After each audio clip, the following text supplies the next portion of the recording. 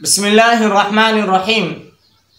आज का जो हमारा सवाल है वो ये है कि बच्चे की बालिग होने की उम्र हमें शरीयत ने बताई है। इसका जवाब ये है कि जी हाँ, हमें शरीयत ये भी बताती है कि बच्चा कब बालिग होता है। इसकी अलामात हमें शरीयत ने बताई।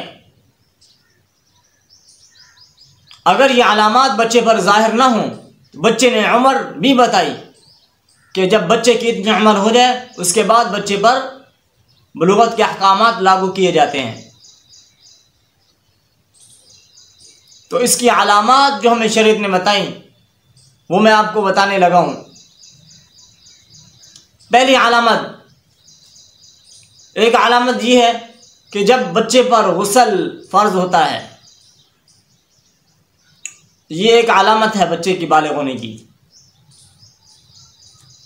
नंबर 2, जब बच्चे के ज़ेरे नाफ बाल आते हैं, ये भी बच्चे के बालिग होने की अलामत है। नंबर 3, जब बच्चे की दाढ़ी और मूछें, ये भी बच्चे के बालिग होने की अलामत है। अगर ये तीनों अलामतें बच्चे के अंदर ना पाई जाएं तो शरीयत ने फिर उम्र भी बताई।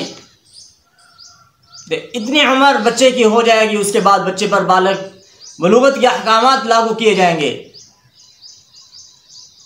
बच्चे की उम्र 15 साल बताई है शरीयत ने, लेकिन अमूमन बच्चा इससे पहले बालिग हो जाता है।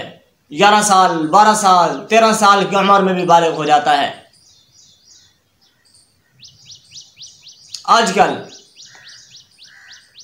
12 साल की उम्र में अमूमन बालिग हो जाता है बच्चा, उस पर ज़ेरे नाफ बाल भी आ जाते हैं। बस औकात 14 साल की उम्र में तो दाढ़ी और मूछें भी ज़ाहिर होना शुरू हो जाती हैं।